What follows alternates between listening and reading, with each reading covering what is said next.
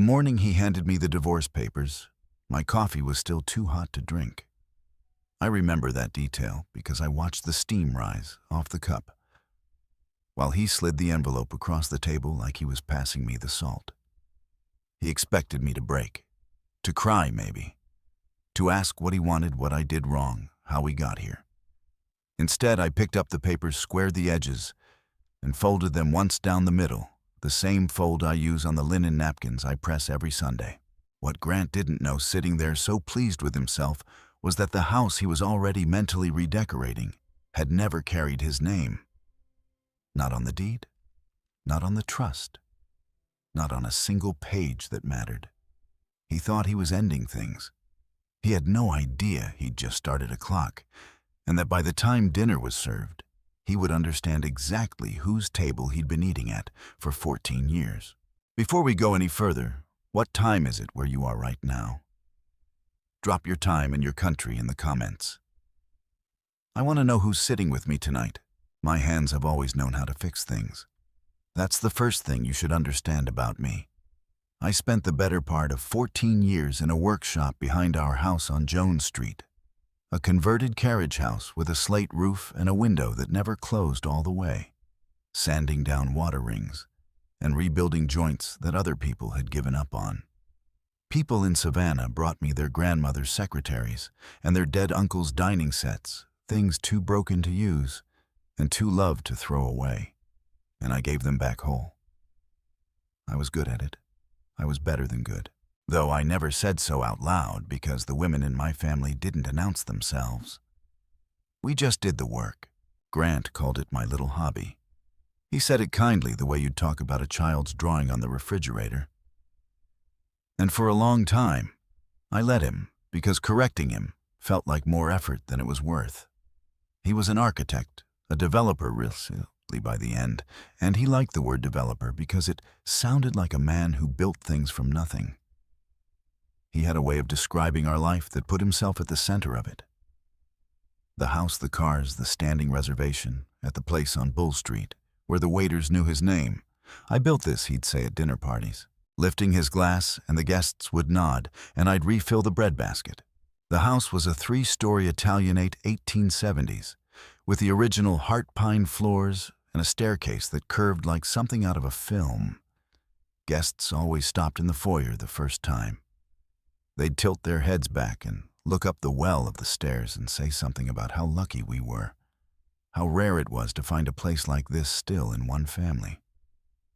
Grant accepted those compliments as if they were about him. He'd talk about the renovation he'd overseen, the contractor he'd fired, the kitchen he'd gutted. He never once said the part that mattered, which was that he hadn't bought the house. He hadn't inherited it either, not exactly. He'd married into it. There's a difference, and the difference was about to cost him everything, though neither of us was talking about it yet. My grandmother bought that house in 1971, when a black woman buying property on Jones Street was the kind of thing that made the neighbors call the city to check the paperwork twice. Her name was Ruth.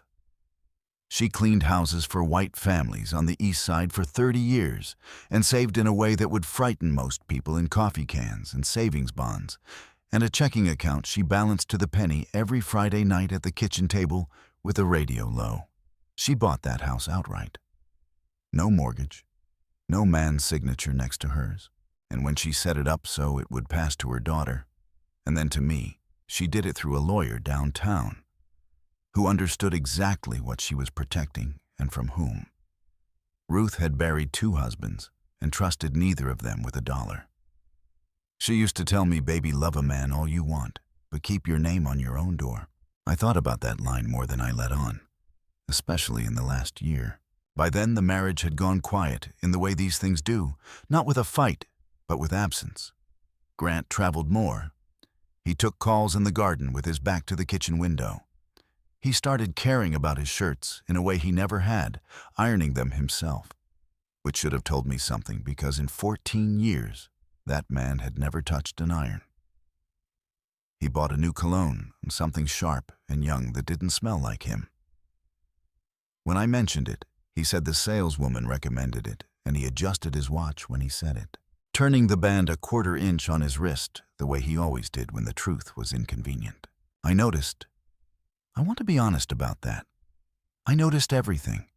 I just didn't say anything, because I'd learned a long time ago that the moment you let a man know you see him clearly is the moment he starts hiding better. So I kept sanding my tables and pressing my napkins and balancing the accounts the way Ruth taught me. And I watched, and I waited to understand what I was actually looking at. The piece I was working on that spring was her table. Ruth's table, black walnut, 8 feet long, with a grain that ran like river water if you caught it in the right light. She'd bought it secondhand the same year she bought the house, and it had fed 4 generations of us. Somewhere along the way, the finish had clouded, and one of the leaves had warped, and I'd finally brought it into the workshop to bring it back. I spent weeks on it. Stripped it down to bare wood, let it breathe, oiled it by hand, a little at a time. There's a moment in restoration when the old wood drinks the first coat, and the color comes up out of nowhere, deep and alive, like the piece remembers what it used to be. I lived for that moment. I was chasing it on Ruth's table the week everything changed. The afternoon it started, I came in from the workshop with oil still on my hands and found Grant's jacket thrown over the back of a dining chair. He was upstairs on the phone, voice low. I wasn't looking for anything. I want that on the record, too. I picked the jacket up to hang it properly because I am constitutionally incapable of leaving a thing where it doesn't belong. And that's when I caught it a smell that wasn't his cologne and wasn't mine. Something soft and floral and expensive. The kind of scent that lingers on a collar only if someone has been very close for a very long time. I stood there in the dining room with his jacket in my hands and Ruth's voice in my head, and I didn't feel what you'd think I'd feel. I didn't feel my heart break. I felt it go still. Calm, almost. The way the air goes calm right before the sky decides what it's going to do. I hung the jacket up. I washed my hands. And I went back out to the workshop to finish the coat of oil I'd started because the wood doesn't wait, and neither I was beginning to understand would I. The smell told me there was someone. It didn't tell me who or how long or how much of our life had already been spent somewhere I couldn't see. For that I had to do what I do best, which is pay attention to the small, broken things other people overlook. I started with the collar. The next morning, while Grant was in the shower with the water running long enough to fog the whole second floor, I went into the closet and found the shirt from the night before, the pale blue one he'd ironed himself. Under the dining room chandelier, I'd hung it back on the light, had been too warm to show me anything. But morning light through the bedroom window is honest in a way lamplight never is. I turned the collar toward it, and there it was. A faint smear at the inside edge, the color of clover honey, the exact shade of a lipstick no woman over 35 wears unless she's trying to look like she's 29. It had been wiped at hurried the way you'd swipe a thumb across something you suddenly realized you'd forgotten to hide. He'd missed a corner of it. They always miss a corner. I didn't take a photograph. I didn't confront him. I put the shirt in the hamper exactly the way I'd found it, and went downstairs and made his eggs the way he likes them, soft, with the toast cut on the diagonal, because the thing about staying calm is that calm buys you time. And time was the only thing I needed. After that, I watched the way you watch a wood grain to understand which way it'll split. I noticed the credit card statement came in a different envelope that month. He'd switched it to paperless, but the bank still mailed a courtesy summary, and he'd missed intercepting one. I didn't open it. I didn't have to. I just registered that he'd moved the account somewhere I couldn't see, which told me he had things to keep from me, which told me more than any line item ever could. I noticed the dinners. He'd started saying he had client dinners on Thursdays, regular as a heartbeat, always the same night. And a man who's actually working doesn't keep the same standing appointment for weeks, running with no project to show for it. I noticed he came home from those dinners smelling of cigarettes, and Grant doesn't smoke, but the floral scent does. I'd smelled it again twice more fainter each time, like she was learning to be more careful. And I noticed the receipt. That was the one that stopped me cold for a second, not because of what it proved, but because of where I found it. It was tucked in the console of his car, a place I had no business being, except that he'd asked me to grab his sunglasses before a Saturday errand, and I'd opened the wrong compartment. A restaurant in Charleston. 2 hours up the coast. A Thursday, of course. Dinner for two, and the total was the kind of number you only reach when somebody orders the wine to impress. And at the bottom, in his own hand. He'd added the tip and signed it with that flourish. He does the one he thinks looks like confidence and actually looks like a man performing for an audience of one. Charleston. He'd driven 2 hours to take her somewhere I'd never see them, and then driven the receipt right back home and left it in his own car like the rules of being caught didn't apply to him. That was the detail that told me who I was dealing with. Not a careful man having a careful affair. A man so certain of his own footing that it had never seriously occurred to him that the ground could move. I put the receipt back exactly as I'd found it, angled the same way against the gear shift, and closed the compartment soft so the latch wouldn't click. Then I went inside and called the only person I'd ever fully trusted with the truth. Not a friend. A friend would want to talk about my feelings, and I didn't have the patience for my feelings yet. I called the law office downtown, the one whose name had been on my grandmother's paperwork since 1971, and asked if the senior partner still saw clients in person. The receptionist said he did on Tuesdays. I made an appointment for the following Tuesday under my maiden name, the name on the trust, and when she asked the reason for the visit, I said it was an estate matter. It was, in a way. I just didn't tell her whose estate was about to come apart. I never made it to that Tuesday appointment the way I'd planned, because the affair walked into my house first. It was a Thursday, naturally, and the standing client dinner had been canceled, he said by text, while I was out in the workshop putting the second coat of oil on Ruth's table. Dinner fell through heading home. I read it on my phone with a rag in one hand, and something about the timing sat wrong with me, the way a drawer sits wrong when the runner's bent. So I finished the coat, wiped my hands, and instead of going up to the main house, I came in through the side door, the one off the garden that nobody uses because the hinge groans, except I'd oiled that hinge myself last spring, and it doesn't groan anymore. He didn't know that. There's a lot he didn't know about the house he thought he ran. I heard her before I saw her, a laugh from the front room light, and practiced the kind of laugh a young woman uses when she's decided a man is worth the performance. Then his voice low and easy, the voice he used to use on me a long time ago. I stood in the dark of the back hall with the smell of linseed oil still on my skin, and I listened to my husband give another woman a tour of my grandmother's house. She was admiring the staircase. Of course she was. "This is gorgeous," she said. "Is it original?" And he said yes, he'd had it restored. He'd overseen the whole thing. And I heard her heels on Ruth's heart pine floor, and I heard him say the sentence that I think I'll carry with me until I'm an old woman. "Wait till you see what I'm going to do with this place, once it's just mine, just his." The house bought with coffee can money by a woman who scrubbed other people's floors so her granddaughter would never have to. I didn't move. I didn't make a sound. I watched the two of them cross the foyer through the gap in the door, him with his hand at the small of her back, her in a dress that cost more than the dignity it was buying, golden brown and glowing, and Young tapping one manicured nail against the newel post like she was already pricing it. Sienna. I didn't know her name yet, but I knew her type the way you know a veneer from solid wood. Pretty on the surface. Nothing underneath to hold a joint. They didn't see me. They went upstairs, and I went back out to the workshop and sat down on my stool in front of Ruth's table in the dark, and I put my hand flat on the wood where the new oil was still tacky, and I breathed until the stillness came back. It always comes back.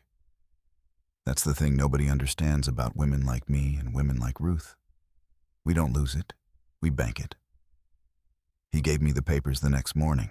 I should tell you exactly how it happened, because the how is the whole point. I was up first, the way I always am. And I'd made the coffee and set his place soft eggs toast on the diagonal, because I'd decided sometime around 3 a.m. that I was going to be flawless right up until the moment I wasn't.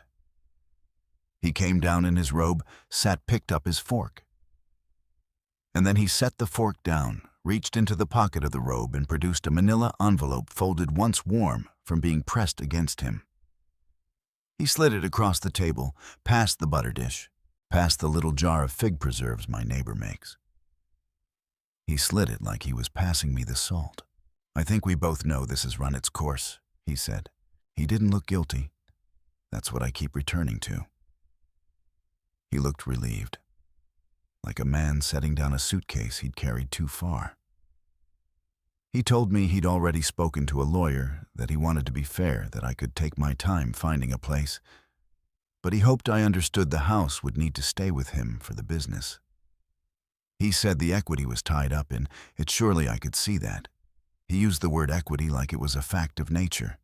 He told me gently, the way you'd explain something to a child, that I'd be taken care of. I opened the envelope. I read enough to confirm what it was. And then I did the thing he'll never forget, though he didn't understand it at the time. I squared the edges against the table, folded the papers once down the middle along the crease that was already there, and set them beside my own untouched coffee. Calm as Sunday. "All right," I said. He blinked. He'd braced for a storm and gotten weather so mild it unsettled him. For just a second, something flickered behind his eyes. Some animal instinct that knew a quiet woman is the one you should worry about. And then he buried it, because he was Grant. And Grant had never in his life been wrong about who held the deed. "All right," he said back, slowly testing it. I picked up my coffee. It had finally cooled enough to drink. "I'll need until tonight to make some calls," I said. "Why don't we have dinner?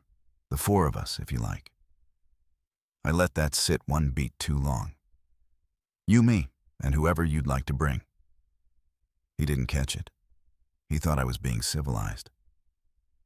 He said dinner sounded reasonable and he'd be out most of the day, and we'd talk like adults this evening. He even smiled. He had no idea he'd just agreed to be in the room. The moment his car cleared the gate, I stopped being the woman who pressed his shirts. I want to be careful describing the next few hours, because if you've never had to do it, you might mistake calm for coldness. It wasn't coldness. Coldness is empty. What I felt was the opposite of empty. It was full, deliberate. Every motion accounted for the way I move when I finally figured out how a broken piece wants to be put back together. The grief would come later. I knew that. I'd scheduled it the way you schedule everything else for after the work was done. First, I went up to the bedroom and took down the painting over the dresser, a watercolor of the marsh at low tide that Ruth had loved. Behind it, set into the wall, was a small fireproof box my grandmother had installed the year she bought the house. Grant thought it held jewelry. He'd never once asked to open it because Grant believed the important things in a marriage were the ones with his name on them, and the box had only ever had mine. I worked the dial her birthday, then mine, then the year on the deed, and it opened the way it always did, with that soft give that felt like a hand letting go. Inside was everything that mattered. The original deed. 1971, my grandmother's signature in fountain pen. No co-signer, no mortgage, no man. The trust documents drawn up in 1984, naming the property as a non-marital asset, held for the women of the family in perpetuity with language so tight, the lawyer back then had apparently smiled when he wrote it. And the thing Grant had forgotten existed, if he'd ever known at all, the prenuptial agreement I'd signed at 27, not because I distrusted him, but because Ruth had sat me down before the wedding and said, "Baby, a contract is just love being honest about what happens if it stops." He'd signed it too. He'd signed it without reading it in a stack of papers I'd put in front of him during the chaos of wedding planning, charmed and distracted, and certain that none of it would ever apply to him. It applied to him. I sat on the edge of the bed with all of it spread out on the duvet, and I read every page slowly the way I read everything. And what I understood was that Grant did not own the house, had never owned the house, could not be awarded the house. And this was the part that made me set the papers down and look out the window for a long moment, had spent the last several years borrowing against the assumption that he did. Then I made the call. The senior partner downtown was named Theodore Ainsley, and he'd been a young associate the year Ruth set up the trust. He answered his own line, which tells you what kind of lawyer he is. I told him my name, my real name, the trust name. And there was a pause, and then he said Ruth's granddaughter, not as a question. And something in my chest loosened that I hadn't known was tight. I told him what was happening. I told him about the envelope and the equity and the word, just mine. I told him about the business loans I suspected but couldn't yet prove. He was quiet for a moment. Then he asked me one question. Do you want to be fair to him, or do you want to be done with him? I thought about Ruth scrubbing floors. I thought about wait till you see what I'm going to do with this place. I thought about 14 years of refilling the bread basket while a man toasted himself with my grandmother's wine. I want it to be clean, I said. And I want him to understand it at the table in front of the woman he brought into her house. Ainsley said he could be free by 7. He said he'd pull the recorded deed and the UCC filings on the business, the public record of what a man has pledged as collateral, and bring certified copies. He said, and I'll never forget the dry way he said it, that in 40 years of practice, he'd learned that the cruelest thing you can do to a man like that isn't to take what he has. It's to show him he never had it. I hung up. I went downstairs. And then I did the strangest, calmest thing I cooked. I made the dinner myself from scratch. The good china down from the high shelf, the linen-pressed candles I hadn't lit since my mother's last birthday. Not because I wanted to honor anything, but because I wanted the room to be beautiful. I wanted it warm and golden, and perfect, the kind of evening Grant would have shown off to his guests so that when the floor opened under him, he'd have nothing to blame but himself. I set 4 places. His, mine. One for Mr. Ainsley, and one more at the far end, facing Grant, because I had a feeling about who he'd bring, and I wanted her to have the best seat in the house to watch it all come down. Then I went back to the workshop in my apron. Still, and I put one final coat of oil on Ruth's table. The grain came up dark and alive under my hand the way it always does, the wood remembering exactly what it was. Keep your name on your own door, she'd said. I'd kept it on the deed, the trust, and the contract. Tonight I was going to keep it on the whole house. The light was already going gold over the garden. 3 hours to dinner. Grant came home at 6, with the woman from the staircase and a bottle of champagne. I heard the gate, then 2 car doors, then her laugh again. That practiced bright thing. And I stood at the kitchen counter with my hands flat on the cool marble and let myself feel for exactly 1 breath the full weight of what he was doing. He had brought her into Ruth's house on the night he thought he was taking it. He had brought champagne. He was going to celebrate the end of our marriage in the foyer, where guests used to tilt their heads back and call us lucky. He didn't even hide it anymore. That was the leap from Thursday to now. On Thursday, he'd sneaked her in through the front while I was meant to be in the workshop. Tonight, he walked her in through the front door at 6 o'clock with a bottle held by the neck like a trophy. Because in his mind, the secret was over. The papers were signed. The house was his, and a man who's already won doesn't bother to be discreet about the prize.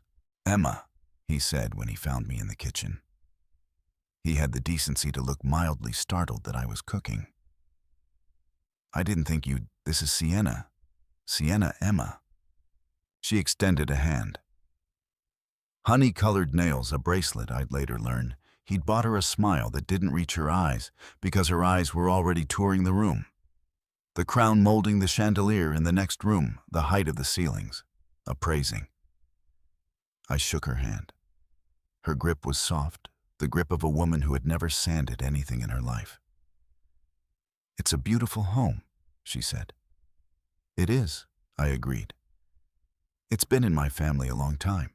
If she heard the edge in that, she didn't show it. Grant certainly didn't. He was already moving past me to find the good glasses comfortable in my kitchen, opening my grandmother's cabinets, like he was the host and I was the help. "I figured we'd keep tonight civil," he said over his shoulder. "Adults, no drama. Sienna's been wanting to see the place properly. I've told her about my plans." My plans. I kept my back to him and stirred something that didn't need stirring. "Tell me about them," I said, and God help him, he did. He leaned against the counter with a champagne flute and laid it all out easy and expansive the way he talked at dinner parties, while Sienna perched on a stool and listened like he was describing a kingdom he was going to make her queen of. He was going to gut the back of the house. He said open the kitchen into the garden, blow out a wall on the second floor for a master suite. He was going to refinish the floors, their original, he told her again, taking credit again. He was going to use the equity in the place to finally expand the firm the way he'd always wanted to take on the waterfront development he'd been circling for 2 years. The house, he explained to her, was the cornerstone of everything. "Everything I've built is sitting under this roof," he said. And he actually spread his arms. And the champagne caught the light. "This house has my name all over it," he said. I set down the spoon. I could have ended it right there. I could have said, "Grant, your name is not on this house, and never has been. And the loans you've taken against it are about to become the most expensive mistake of your life." I could have watched the color leave his face in my kitchen at 6:15. But I'd learned something from refinishing furniture that most people never learn anywhere. You don't reveal the grain by rushing. You reveal it by building the moment coat by coat until the truth comes up on its own. And there's nothing anyone can do to push it back down. He'd waited 14 years to disrespect me out loud in front of someone else. He could wait 45 more minutes. "Dinner's at 7, I said pleasantly. "I've set the dining room, the good china." I untied my apron and folded it over the back of a chair. "I've invited someone, by the way, a family friend. He won't stay long." Grant frowned the first crack, small, almost nothing. "Who?" "An old friend of my grandmother's," I said, which was true. "He's been helping me with some paperwork, estate things. Boring." I smiled at Sienna. "You'll have to forgive us if a little business comes up at the table. It's been that kind of week." "Of course," Sienna said, who did not understand that she was about to be the only person at the table without a chair in the story that mattered. I picked up the champagne bottle Grant had set down, read the label. He'd spent real money. I'll give him that and put it in the refrigerator door. "Let's save this," I said. "Something tells me we'll have something to toast by the end of the night." He smiled because he thought I meant our civilized divorce. I smiled because I meant something else entirely. And from the front of the house, right on time, came the sound of a car pulling up to the gate, and a pair of headlights swept across the dining room wall, lighting up the 4 places I'd set, and the empty chair at the far end, where the truth was about to sit down to dinner. Theodore Ainsley was 71 years old, wore a gray suit that had been excellent in 1998, and was still dignified now, and carried a leather briefcase worn soft at the corners. He stood in my foyer and looked up the curve of the staircase the way everyone does, except he didn't say how lucky I was. He said quietly, so only I could hear, "Ruth would be glad you kept it." Then he let me take his coat like I was anyone's hostess, and he walked into my dining room and shook my husband's hand. "Grant," he said. "Theodore Ainsley. I handled Emma's grandmother's affairs. Still handle the families." "The families," Grant repeated. And I watched him try to file that, watched the small frown come back. He hadn't known the family had affairs that needed handling. He'd assumed the way he assumed everything, that whatever paperwork existed had passed through him at some point, because he was the developer, the builder, the man at the center. We sat. I'd put Ainsley to my right, and Grant at the head, let him have the head of the table one last time, and Sienna at the far end, facing him, golden and uncertain now. Sensing the temperature in the room had shifted without understanding why. I served. We made the kind of conversation you make. Ainsley asked Sienna how she and Grant had met, and let the silence after her answer stretch just slightly too long before he smiled and reached for the water. He was very good. 40 years good. It was Grant who couldn't stand it. Men like Grant cannot tolerate a table they're not steering. Ted, he said Ainsley had not invited Ted. I'll be honest, I'm glad you're here, actually. Emma and I have decided to separate, amicably. And there are going to be some property questions, so it's probably good to have somebody who knows the history in the room. The house, mainly. I want to make sure Emma's protected, but the reality is the equity's tied into my business. So the cleanest thing is for me to retain the property and structure a settlement that's fair to her. You'd know better than anyone how to paper that. He sat back, pleased. He'd just told a man who drafted the family trust how the family's house was going to be divided, and he'd done it in front of his mistress, and he honestly believed he was being generous. Ainsley dabbed his mouth with the napkin, set it down, reached for the worn briefcase beside his chair and laid it flat on Ruth's table on the dark walnut I'd oiled that afternoon, and opened the brass clasps with 2 soft clicks that I felt in my teeth. Grant, he said, may I ask you something? When you say the equity in the house, what do you understand your ownership stake in this property to be? Grant laughed a little. It's our marital home. I've put God 15 years of improvements, the renovation, That isn't what I asked. Ainsley's voice didn't rise. It never once rose the whole night. I asked what you believe your ownership to be. Are you on the deed? A beat. I'd have to check the exact. You're not. Ainsley drew out the first document, a certified copy the county seal pressed into the corner, and turned it to face Grant. This is the recorded deed. Ruth Ellison, sole owner, purchased outright in 1971. No mortgage was ever recorded against the original purchase. And in 1,984 inches, a second document. Ruth placed the property into an irrevocable family trust, naming the women of her line as beneficiaries. The property held as a separate non-marital asset in perpetuity. Emma is the current beneficiary and the trustee. The house has never at any point in any document, in any year, borne your name. The room had gone very quiet. I could hear the candles. That's not, Grant started. There's more, Ainsley said almost gently, and that more landed harder than anything. He laid down a third document. This is the prenuptial agreement you executed in 2010. It affirms the trust property as Emma's sole separate estate and expressly waives any marital interest in it. That's your signature. He paused. I notice you didn't initial the schedule of assets. People rarely do when they don't read. Sienna's fork had stopped halfway to her mouth. Grant's face was doing something I'd never seen it do in 14 years. The certainty was draining out of it slowly, like the tide going out over the marsh, leaving behind something exposed and unlovely. He looked at the deed. He looked at the trust.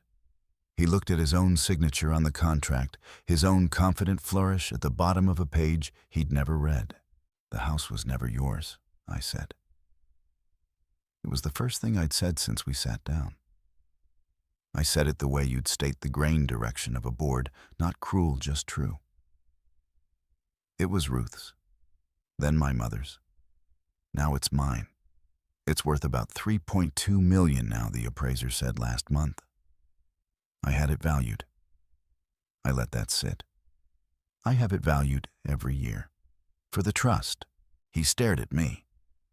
And I watched the second larger fear arrive behind his eyes, the one that had nothing to do with the deed and everything to do with the briefcase, because Ainsley had not closed it. "There's the matter of the business filings," Ainsley said, reaching for the fourth document. "Which is where this becomes considerably more serious for you, Grant." "May I?" Grant didn't say, "May you?" He didn't say anything.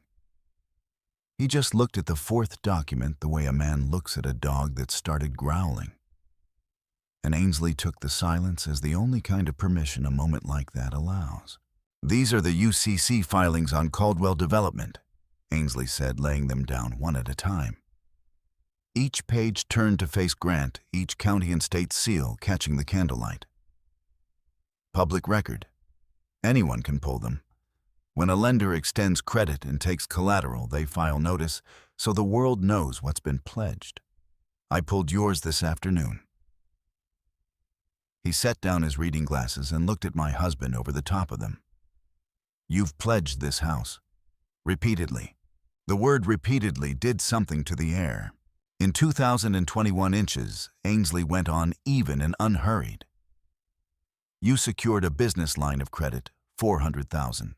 And the loan documents list the property at this address as collateral representing it as a jointly held marital asset. In 2023, you refinanced and expanded that facility to $1.1 million to capitalize the firm's expansion. Same representation.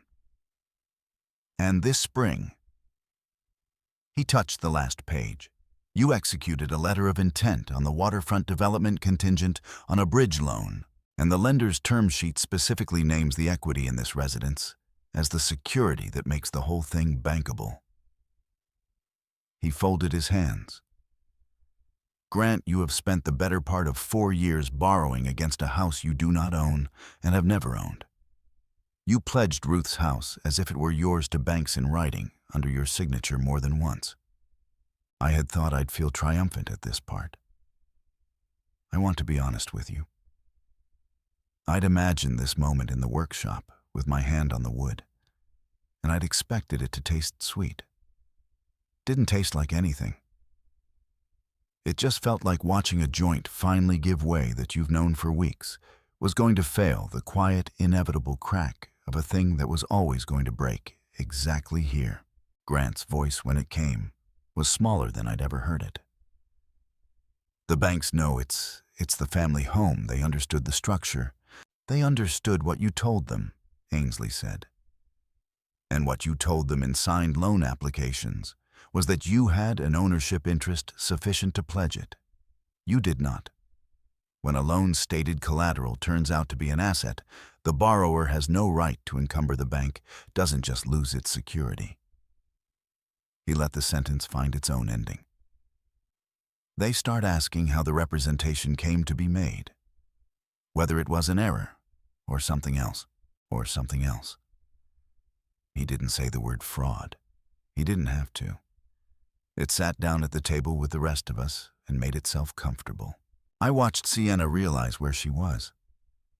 It happened in real time, across her face, the way frost spreads across a window. She'd come to tour her future. She'd admired the staircase price to sun, the newel post, listened to a man describe the kingdom he was going to give her. And now she understood that the kingdom was mortgaged to its eaves, on a lie that the man across the table didn't own. The chair he was sitting in, and that the woman she'd dismissed in the kitchen, the wife, the help, the little hobbyist with oil under her nails, owned all of it free and clear. $3.2 million of it, and had for her whole life. She set down her fork very carefully, the way you set something down when your hands have started to shake and you don't want anyone to see. "I think," Sienna said to no one, "I should call a car." "You're welcome to use the front room," I told her, pleasant as Sunday. "The signal's best by the window, where you were admiring the staircase." She didn't meet my eyes. She gathered her little gold clutch and stood, and the bracelet Grant had bought her slid down her wrist and caught the light, and for a second she looked at it like it had turned to something that might burn her. Then she walked out of my dining room on her expensive heels across Ruth's heart pine floor. And the sound of those heels getting farther away was the only sound in the house. Grant watched her go. He didn't follow. There was nothing to follow her toward. When he turned back to the table, he looked at me. Really looked for what I think was the first time in years. Not at the wife who pressed his shirts. At the woman who had set this table, lit these candles, cooked this meal, and arranged for a 71-year-old man with a worn briefcase to be sitting to my right when he walked in with his champagne. The calm I'd been carrying all day, he finally saw what was underneath it. He saw that I'd known on Thursday, maybe before Thursday, and that I'd made his eggs anyway, soft toast on the diagonal, and let him hand me those papers across this table this morning, because I'd wanted him here tonight in this chair to learn it. "How long?" he said. It wasn't really a question.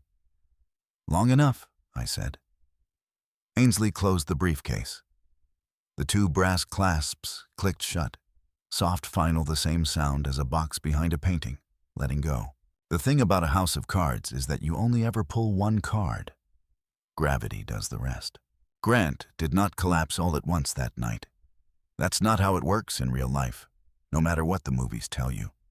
What happened that night was only the first card, the understanding sitting in his own dining room that the foundation he'd built everything on was air.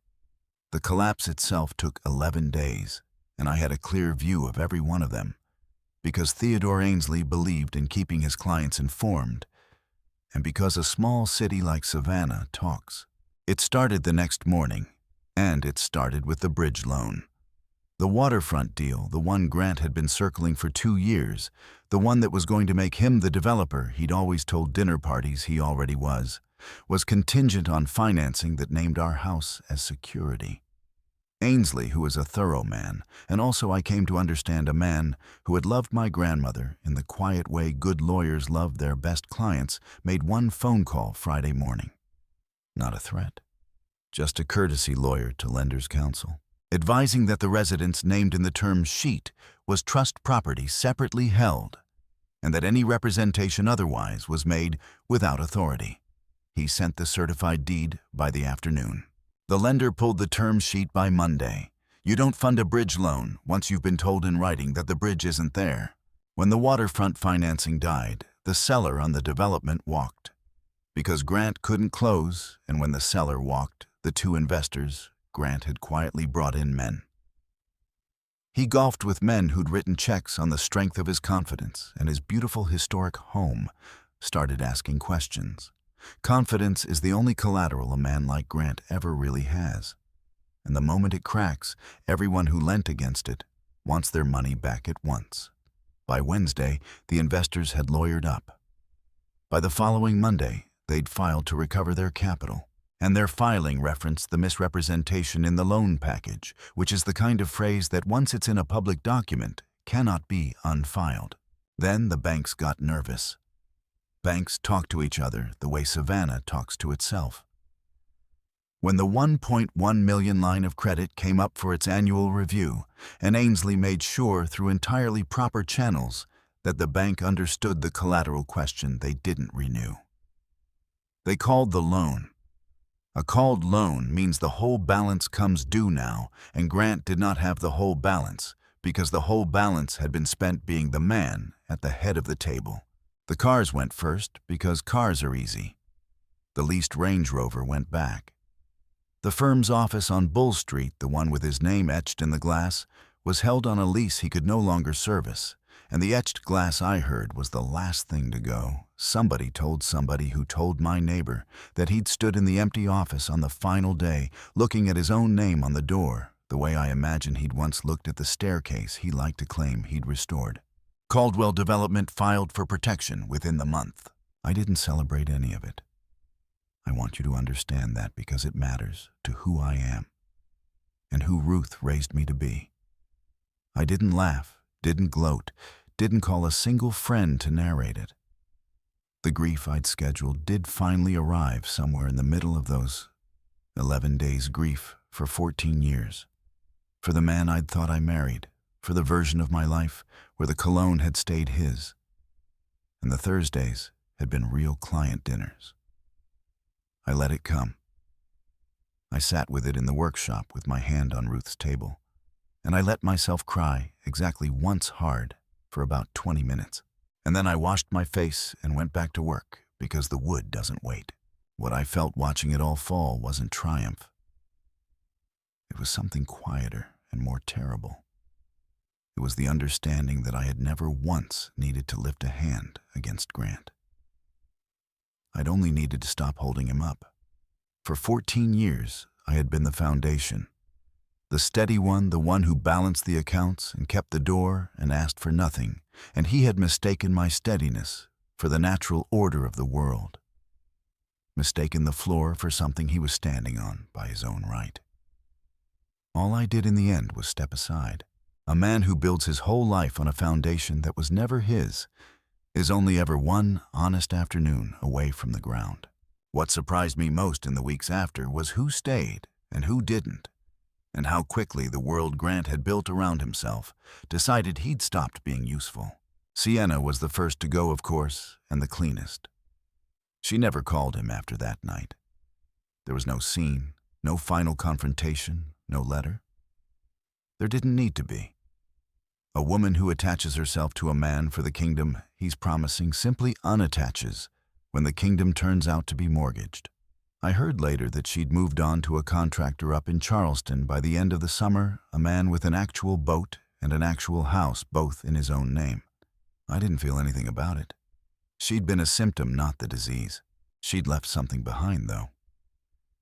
The morning after the dinner, when I went into the front room to open the curtains, I found the bracelet on the windowsill where she'd been standing with her phone waiting for her car.